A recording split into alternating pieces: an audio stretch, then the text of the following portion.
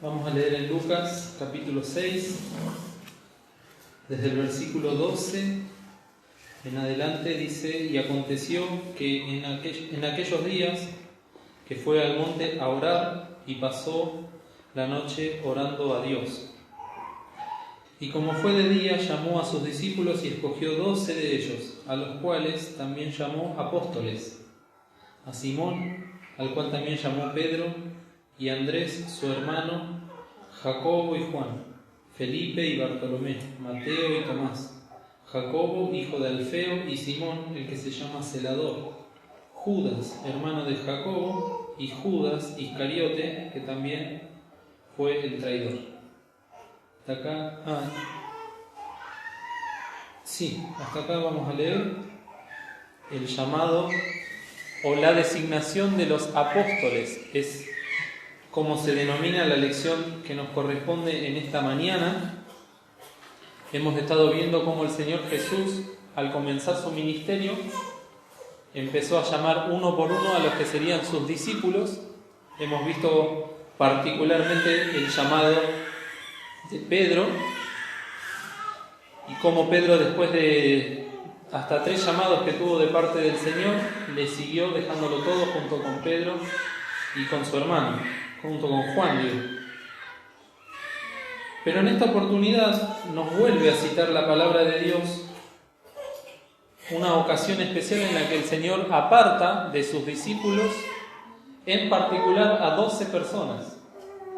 Estas 12 personas están en esta lista que hemos leído en Marcos y que hemos leído también en Lucas. También aparecen en el libro de Mateo y en el libro de los Hechos de los Apóstoles. La particularidad que tenían estas 12 personas es que muchos fueron llamados por el Señor Jesús para ser sus discípulos. Después vamos a ver en detalle. Pero particularmente a estos 12 discípulos el Señor los llamó, como hemos leído acá, a los cuales también llamó apóstoles. Hoy vamos a ver eso en particular, cómo el Señor Jesús llamó a 12 personas a ser apóstoles, entre las cuales se encontraba Simón Pedro. Recordemos que estamos estudiando en la escuela dominical la vida del apóstol Pedro. Siempre que demos estas lecciones vamos a enfocarnos en qué estaba pasando con Pedro en ese momento, o las particularidades que tenía Pedro en ese momento de la historia. Pero muchas veces hemos de centrarnos también en la obra del Señor Jesús. Quizás algunas veces indirectamente lo mencionemos a Pedro, porque estaba presente, porque era testigo, pero están muy relacionadas las dos cosas. Tenemos también la bendición en la iglesia de recibir lecturas diarias, todos los días. ¿Y cuál es el título de las lecturas diarias? A ver si alguno le presta atención. ¿Cómo? La vida del Señor Jesús.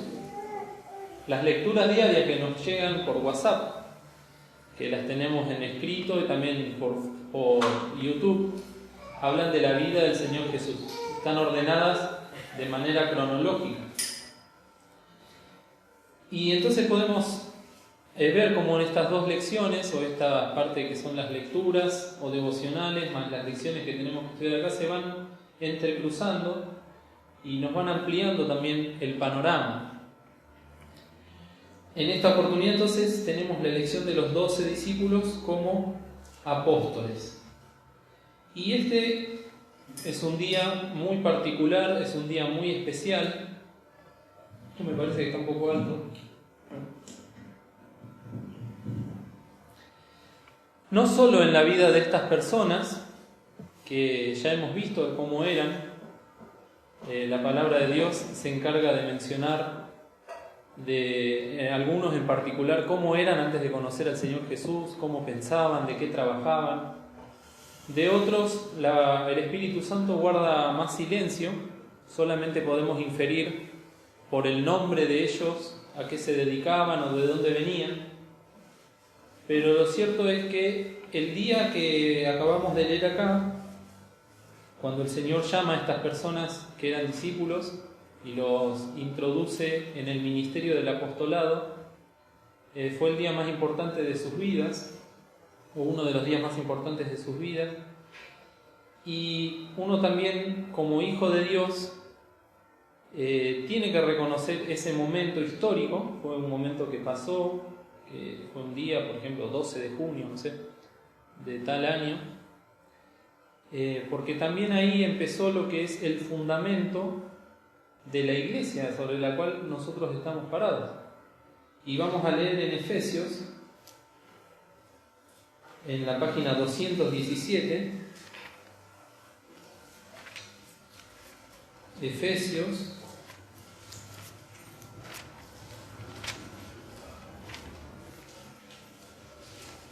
el capítulo 2, página 217. ¿Quién puede leer del 19 al 22?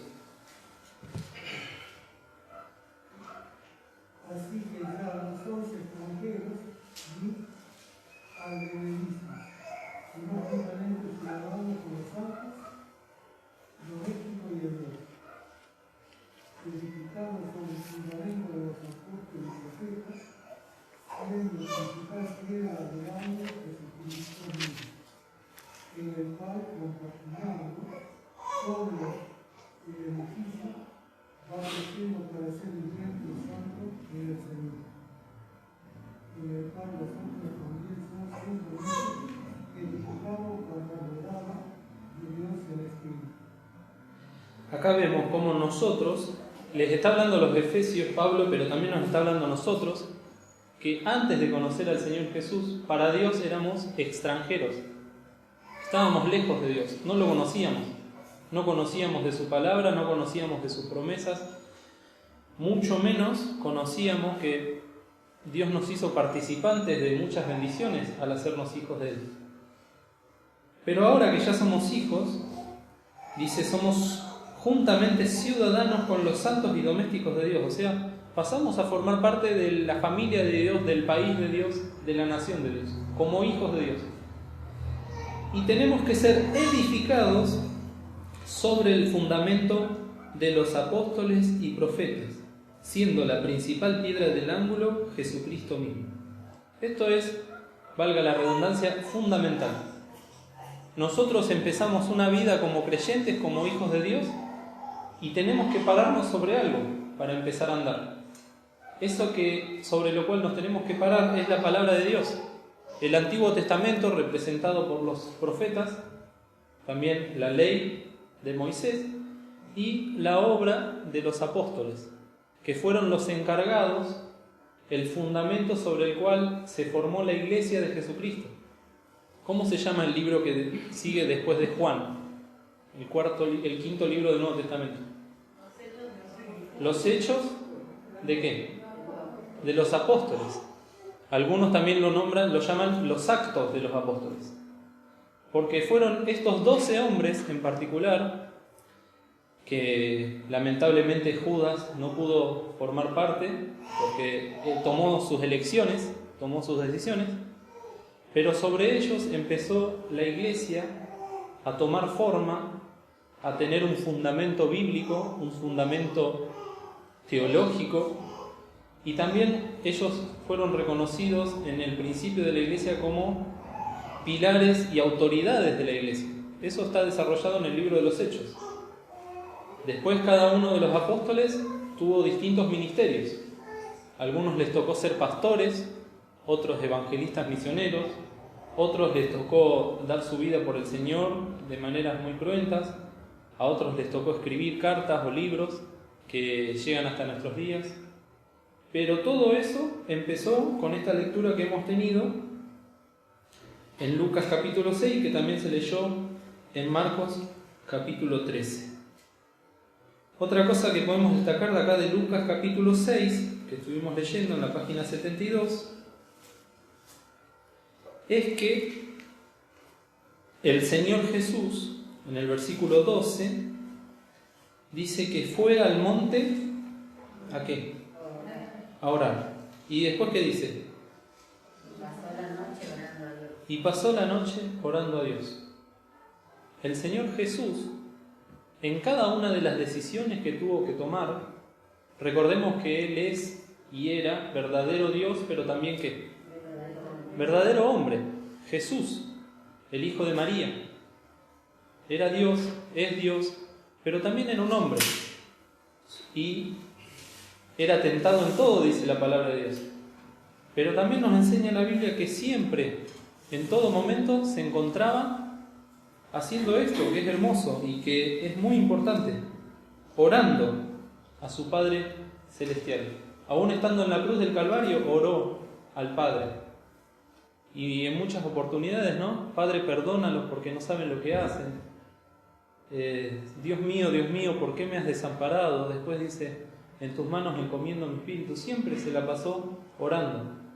Nosotros conocemos al Señor Jesús orando desde que empezó su ministerio a los 30 años, porque así nos relata la palabra de Dios, pero no hay razones para dudar de que aún en su infancia, en su niñez, en su adolescencia, esta fue una práctica habitual de Jesús, el Hijo de Dios, el Hijo del Hombre, que oraba y se encomendaba al Señor.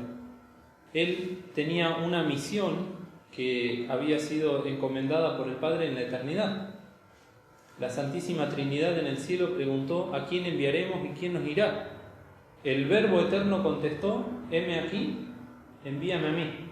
Eso fue en la eternidad, antes de que sea el tiempo. Pero ahora estaba el tiempo y estaba el Señor Jesús, y corrían los días y corrían los años.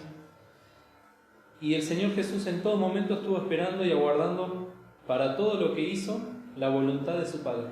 Y la única forma, queridos, que tenemos de conocer la voluntad de Dios es en oración. Porque lo establece la palabra de Dios y porque así lo enseñó el Señor Jesucristo. Es muy difícil que nosotros podamos llegar a entender o conocer la voluntad de Dios para nuestras vidas si no oramos. Podemos llegar a escuchar predicadores que nos den consejos, podemos escuchar la palabra de Dios también, pero la oración es ese vínculo especial que Dios estableció para que nosotros conozcamos su voluntad. Y luego está en nosotros también obedecerla o no. Acá el Señor Jesús oró toda la noche para saber, aunque siendo el Verbo eterno lo sabía, Jesús como hombre, tenía que conocer exactamente y fielmente la voluntad del Padre para saber quiénes iban a ser estas 12 personas que en particular iban a ser llamados apóstoles. También el Señor Jesús oró toda la noche antes de salir de Galilea para empezar su ministerio.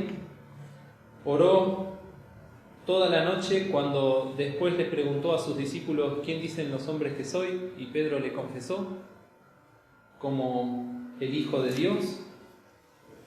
Oró toda la noche cuando después los discípulos le preguntaron y le dijeron: Señor, enséñanos a orar. Él había estado orando toda la noche. Y después de esa oración sale lo que conocemos ahora como el Padre Nuestro, que si bien para muchos es un rezo que se dice de memoria, el Padre Nuestro contiene muchísima teología, de la cual hay hermanos fieles que han hecho estudios preciosos sobre esta oración que el Señor Jesús. Y también oró toda la noche antes de ir a la cruz, allí en el Getsemaní. Y fue tan ferviente la oración del Señor Jesús que derramó sudor y sangre. Entonces vemos cómo el Señor, ninguna de las cosas que hacía se las tomaba a la ligera. Y uno puede decir: bueno, pero Él es Dios, Él podría dar pasos firmes sin necesidad de equivocarse o de tropezar, pero aún así el amor hacia su Padre y el temor hacia su Padre le llevaban a orar fervientemente. Y es así que eligió a estas 12 personas. Y fue tal la certidumbre o la certeza de que había escogido bien incluso a Judas, porque los modernistas, que niegan la palabra de Dios aunque se dicen ser cristianos, apelan a que el Señor Jesús cometió errores. Uno de ellos es haber elegido a Judas. ¿Cómo lo eligió a Judas si supuestamente es Dios y Dios no se confunde? El Señor Jesús oró toda la noche para elegir a estas 12 personas. Y Judas tenía un propósito particular en su vida. que era la de entregarle, pero también fue una decisión de él. Y el Señor Jesús daba testimonio de esta certidumbre, de esta certeza que tuvo en Juan, el capítulo 6, el versículo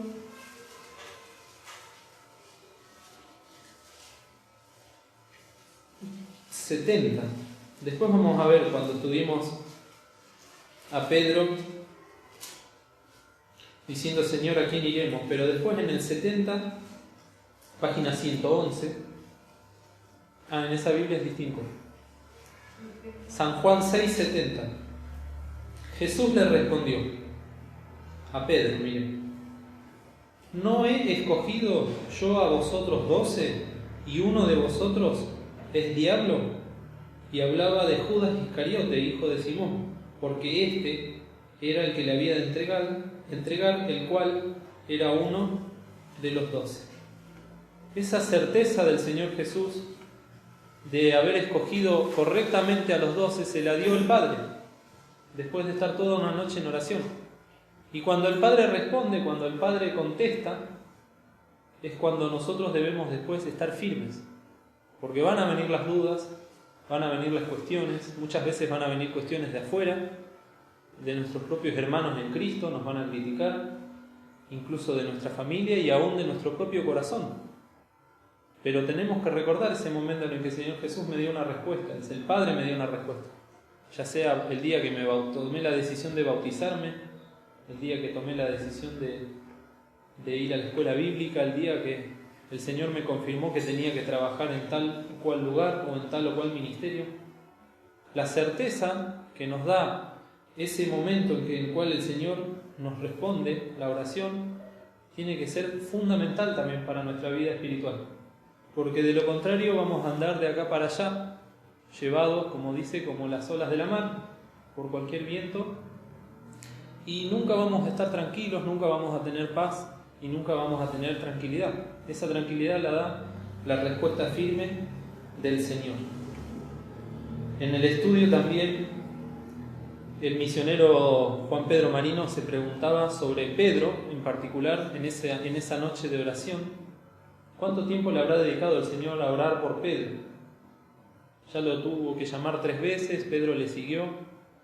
Sabemos que pasó tiempo desde que lo llama Pedro hasta este momento en que ora toda la noche para llamarlos propiamente dicho apóstoles. Y el Señor Jesús conoce el corazón de Pedro. Conoce que Pedro era un hombre impetuoso, un hombre, como se dice hoy en día, arrebatado,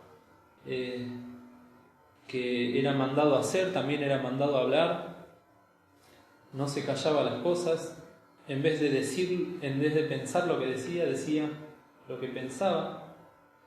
Pero el Señor Jesús oró toda la noche y también oró por Pedro, y cuando lo tuvo que elegir no dudó en hacerlo. Y también sabemos que el Señor siempre oraba por sus discípulos, y quedó registrado esto en Lucas, el capítulo 22, en la página 97,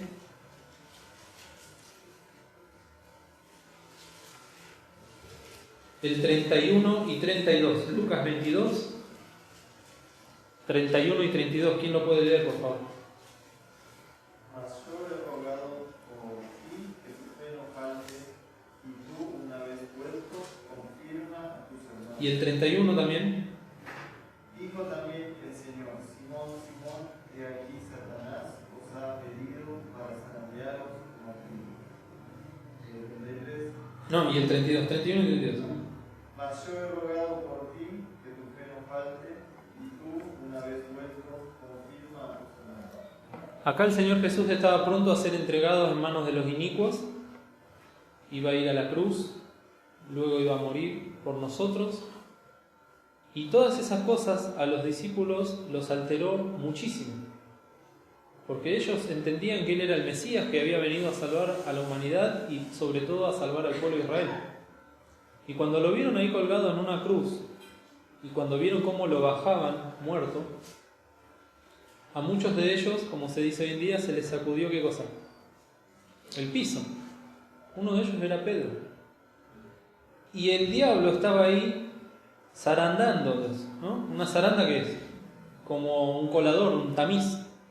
En esa época se zarandaba el trigo para dejar todo lo que no servía. Y el Señor ya estaba orando particularmente por Pedro, que después tuvo tanta responsabilidad en el inicio de la iglesia, para que su fe no falte. Qué precioso que es el Señor, ¿no? Cuando nos dice que el Señor conoce cuando un pajarito cae o cuando es vendido en el mercado, y luego dice, ustedes valen más que los pajaritos, y están siempre en la mente y en el corazón de mi Padre. Particularmente el Señor nos promete eso, y sabemos que el Señor Jesús hoy no está muerto, sino que está en el cielo. ¿Y cómo dice la palabra de Dios? ¿Qué está haciendo en el cielo? Intercede por nosotros. Si alguno hubiere pecado, abogado tenemos en Cristo para con el Padre, a Jesucristo. Él intercede por nosotros, está orando por Cecilia, por Elena, por mí, por Cristian, por Barreto, por todos sus hijos. Y en este caso lo hacía por Pedro, algo precioso. Después vemos como Pedro, una vez vuelto, después de que le negó, fue confirmado por el Señor. Y ahí empezó el ministerio de Pedro como apóstol. Entonces, esto de la oración es fundamental. El Señor Jesús se preparó toda la noche para llamarlos, pero también los discípulos tuvieron un tiempo de preparación. Hemos dicho que el Señor los llamó uno por uno. Algunos no se cuentan, pero otros sí. Por ejemplo, a Mateo, ¿cómo lo encontró el Señor? En el banco, ¿haciendo qué? Los públicos tributos. Era un publicano Mateo. Y los publicanos en aquel entonces, y ahora también, los que cobran impuestos suelen enriquecerse, porque tienen a cargo tanta plata, tanto dinero ajeno, que es muy difícil que no caigan en la tentación de quedarse con una parte de ese dinero. Bueno, Mateo era uno de ellos, y el Señor lo llamó.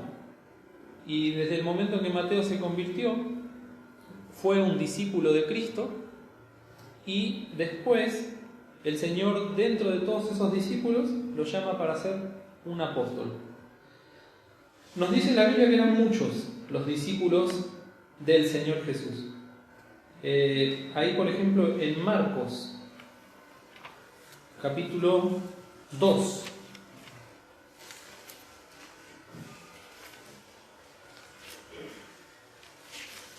Marcos 2, versículo 15. Justamente este es el momento en que llama a Mateo, que también se llamaba Leví. Y aconteció que estando Jesús a la mesa en casa de él, muchos publicanos y pecadores estaban también a la mesa juntamente con Jesús y sus discípulos, porque había muchos y le habían seguido. No se sabe con certeza cuántos eran los discípulos del Señor Jesús. Solo la Biblia nos dice que eran muchos y que le seguían. Había gente, sabemos, que le seguían por la comida, otros le seguían por los milagros, para que los cure, para que los sane. Lo que podríamos decir que eran personas interesadas. Cuando veían cubierta su necesidad, se iban a sus casas, volvían a sus quehaceres. Pero hubo muchos que le seguían por la palabra, por la doctrina, porque necesitaban ese alimento espiritual. Muchísimos. En Lucas, yo se los leo, no lo busquen, también dice en el capítulo 15:1, y se llegaban a él todos los publicanos y pecadores a oírle. Estos dos grupos sociales, publicanos y pecadores, ¿a cuánta gente habrá abarcado? No se sabe, no lo mencionan los evangelios, pero era mucha la gente que entraba dentro del rango o categoría de discípulo. Un discípulo, para los que no estuvieron la otra vez, es un alumno, una persona que sigue a un maestro. Y la particularidad del discípulo es que no solo le sigue al maestro, sino que se identifica, toma partido por ese maestro. Uno cuando va a la facultad, por ejemplo, tiene varios profesores que se llaman cátedras. Cada cátedra, en mi caso, por ejemplo, estaba la cátedra de Historia Argentina 1, Historia Argentina 2, Historia Argentina 3. Bueno, dentro de esas cátedras había profesores que ya tenían discípulos que se especializaban en esas ramas y después iban haciendo la carrera dentro de la facultad junto con ese docente que era su maestro. Lo mismo pasaba en la época del Señor Jesús. Ellos habían tomado al Señor Jesús como maestro y ellos se consideraban discípulos. Le seguían y se identificaban con el Señor Jesús. De todos esos discípulos, el Señor Jesús en Lucas capítulo 10, esto sí lo vamos a leer, comisiona a 70 discípulos para que vayan y prediquen la palabra de Dios. Dice Lucas 10:1. Y después de estas cosas, designó el Señor aún otros 70, los cuales envió de 2 en 2 delante de sí a toda ciudad y lugar a donde él había de ir. Y les decía: la mies a la verdad es mucha, mas los obreros pocos. Por tanto, rogad al Señor de la mies que envíe obreros a su mies. Andad, he aquí yo os envío como corderos en medio de lobos. Y después empiezan las instrucciones.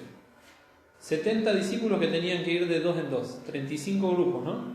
Cuando se acostumbra a repartir tratados con la escuela bíblica, también, ¿no? Se arman pequeños grupos de 2 o 3 hermanos. Se trata de que vaya un hombre con una mujer por una cuestión de testimonio, y también si toca hablar con una mujer o toca hablar con un hombre se puede hablar. Y se comisiona a los hermanos de la escuela bíblica y aún a los de la iglesia local que acompañen para que vayan por las casas llevando la simiente o la palabra del Señor Jesús. Y acá el Señor dejó establecido, ¿no?, esta preciosa comisión para que vayan y prediquen el Evangelio. Y vemos que eran 70 discípulos, que muchos de ellos fueron testigos después de la ascensión del Señor Jesús. Muchos de ellos después estuvieron en el aposento alto cuando descendió el Espíritu Santo. Muchos de ellos estuvieron en la época de los apóstoles, pero también muchos de ellos, dice la palabra ahí en Juan 6, que se escandalizaron y dieron media vuelta y se volvieron a sus vidas. Eran discípulos del Señor, pero dijeron: dura es esta palabra, ¿quién la puede oír? Y desde aquel día muchos le dejaron. Lo cierto es que solamente eligió de todos esos discípulos que acabamos de mencionar, ¿a cuántos? A 12. Este número 12 lo busqué en el diccionario bíblico porque todos los números en la Biblia están por algo. La palabra de Dios le da mucha importancia a los números. Quizás nosotros, por desconocimiento y por no meternos en temas que no conocemos, no prestamos mucha atención, pero los números son muy importantes en la Biblia. Y no tiene que ver esto con la numerología, que hoy en día es una práctica como de astrología, no. Pero el Señor Jesús, para que nosotros podamos entender muchas de las cosas, asignó números. Y el número 12 en la palabra de Dios aparece muchas veces. Eran 12 los hijos de Jacob, después fueron 12 las tribus, 12 fueron los apóstoles, los panes de la proposición eran 12, el sacerdote, el sumo sacerdote que tenía que tener las piedras en el pectoral eran 12. Luego en el Apocalipsis, cuando habla de la nueva Jerusalén, dice que va a tener 12 puertas y 12 columnas. Todo que tiene que ver con, según el diccionario bíblico, el 12 tiene que ver con la integridad administrativa. Es cuando las cosas están administradas de parte de Dios hacia los hombres, cuando los hombres administran las cosas de Dios, y la integridad administrativa es que está completo, que está perfecto. Y Dios, en su sabiduría, estableció que tenían que ser 12 los apóstoles para que comience la iglesia. El fundamento de los apóstoles siendo la principal piedra del ángulo el Señor Jesús. Los frutos del árbol de la vida en el cielo van a ser 12, y así muchas otras cosas que también son el número 12. El Señor elige entonces a estos 12 hombres, que se nos da la lista. En algún evangelio se da en un orden, en otro evangelio se da en otro orden la lista. No nos vamos a meter ahora con eso porque no tiene que ver con la vida del apóstol Pedro en particular.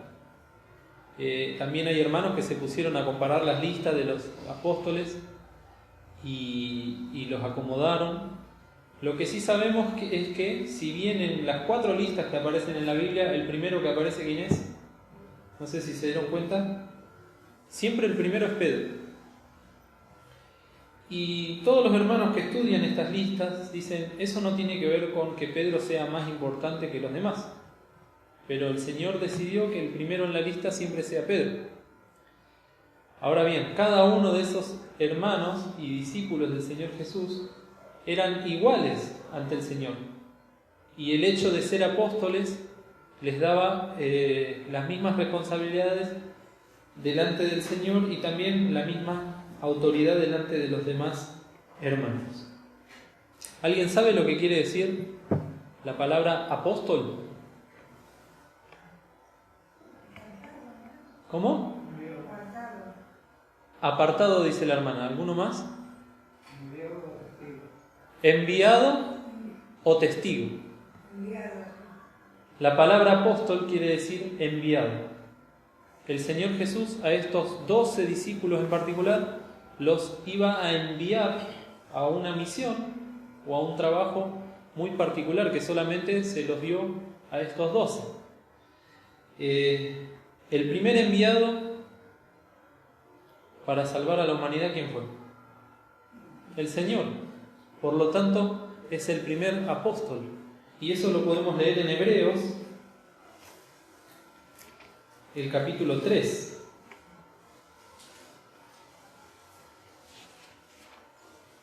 Hebreos está casi al final de la Biblia.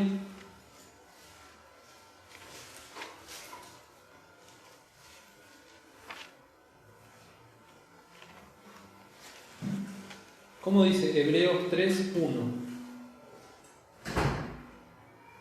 Por tanto, hermanos santos, participantes de la vocación celestial, considerad al apóstol y pontífice de nuestra perfección, Cristo Jesús.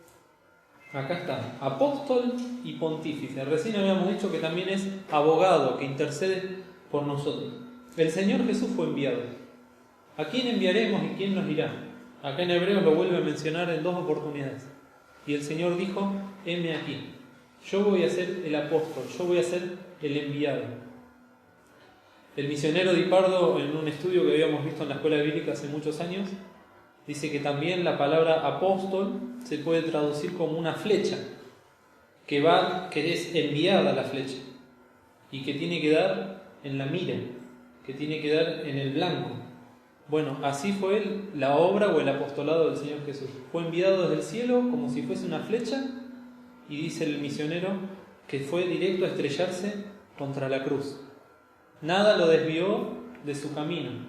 Durante 33 años y medio hubo muchas personas que quisieron desviar esa flecha que iba hacia la cruz, pero el Señor llegó a la cruz y nos salvó.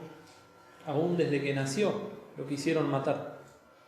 Bueno, eso es lo que quiere decir apóstol. El Señor Jesús eligió a estos 12 hombres para que sean sus mensajeros, o también podríamos decir sus embajadores. En Mateo 10 podemos leer, Mateo capítulo 10, el versículo 1, página 14 del Nuevo Testamento, donde dice, entonces, llamando a sus 12 discípulos, les dio potestad contra los espíritus inmundos para que los echasen fuera y sanasen de toda enfermedad y dolencia. Y los nombres de los 12 son: el primero Simón, que es dicho Pedro; Andrés, su hermano; Jacobo, hijo de Zebedeo; Juan, su hermano; Felipe, Bartolomé, Tomás; Mateo el publicano; Jacobo, hijo de Alfeo; y Lebeo, por sobrenombre Tadeo; Simón el cananita; y Judas Iscariote, que también le entregó. Y el versículo 5, ¿cómo empieza? A estos 12 envió Jesús. A estos 12 apostoló Jesús, no a otros. Eso es muy importante que lo tengamos en cuenta, porque la sucesión apostólica no existe, no es tal.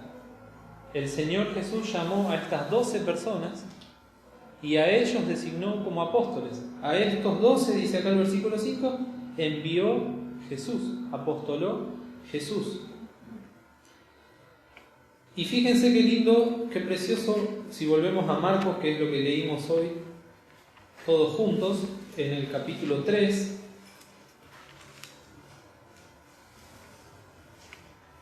¿Cómo dice Marcos 3:13?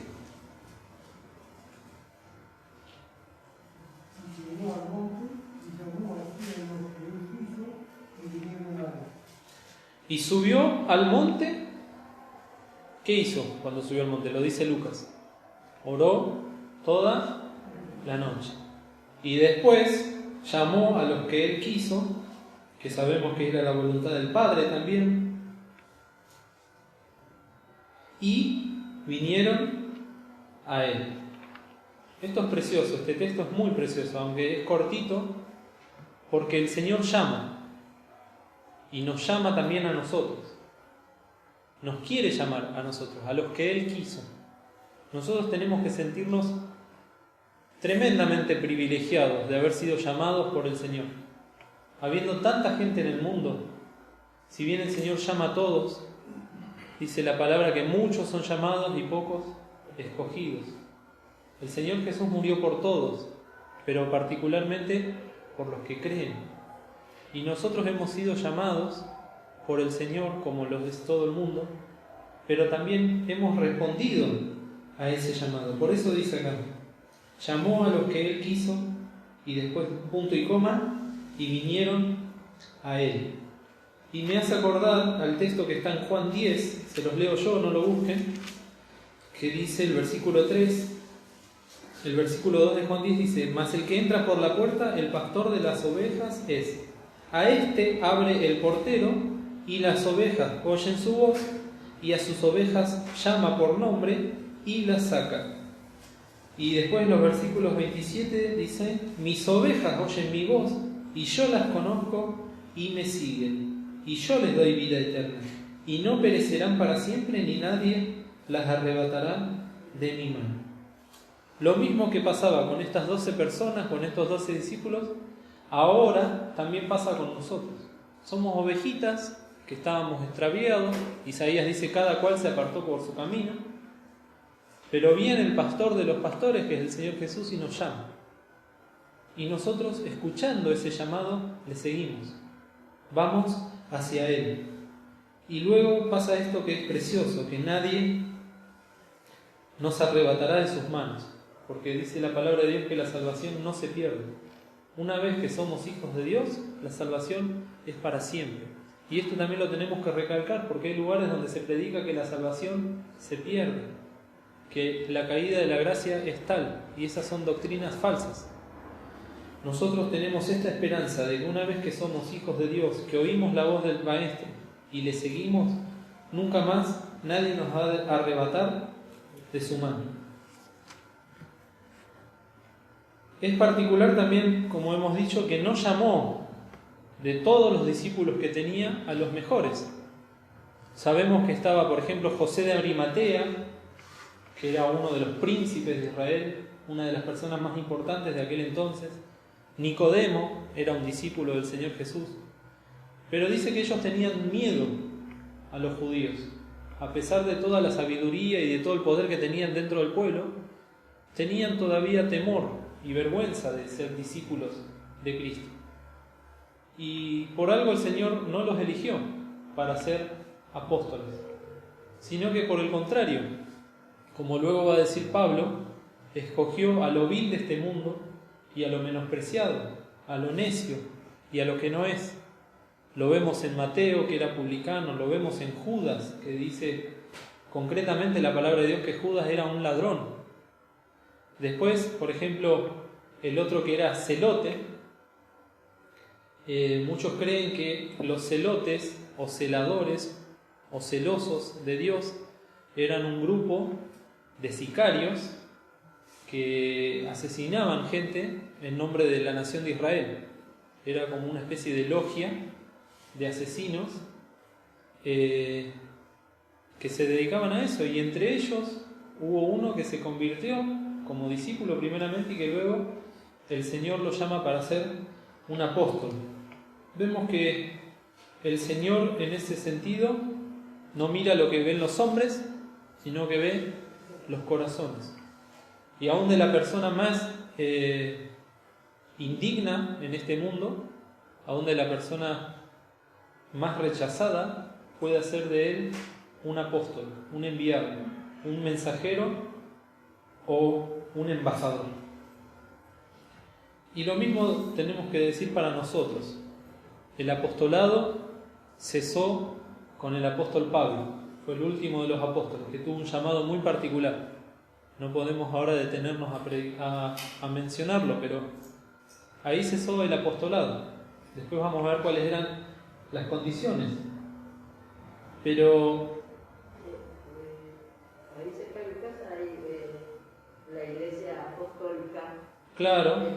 Dice que son los apóstoles del Señor. Acá dice la hermana que cerca de su casa hay una iglesia nueva apostólica. Nosotros acá tenemos una también en la calle Santa Cruz, acá a 3 cuadras. Iglesia nueva apostólica. Ellos aseguran o creen ser los sucesores de los apóstoles, de los 12 apóstoles. Y eso en la Biblia cesó, así como cesaron algunos milagros que hemos visto. También la sucesión apostólica no es tal. Pero es precioso saber que el Señor, a pesar de lo que somos o de lo que nosotros tenemos en estima, nos quiere llamar y nos quiere utilizar. Y si bien no vamos a tener la vocación o el llamado que tuvieron estas 12 personas, el Señor Jesús puede hacer maravillas con cada uno de nosotros. Y el límite solamente lo ponemos nosotros. Porque cuando el Señor empieza una obra, generalmente los límites a esa obra se las ponemos nosotros mismos, con nuestra falta de fe, con nuestra falta de oración, con nuestra falta de compromiso, con nuestra falta de amor. Porque el Señor puede hacer maravillas con cada uno de nosotros. Y por eso que con cada uno de estos 12 apóstoles el Señor tuvo propósitos. Los propósitos los podemos leer también ahí en Marcos capítulo 3, el versículo 13 a 15. Marcos 3, 13 a 15.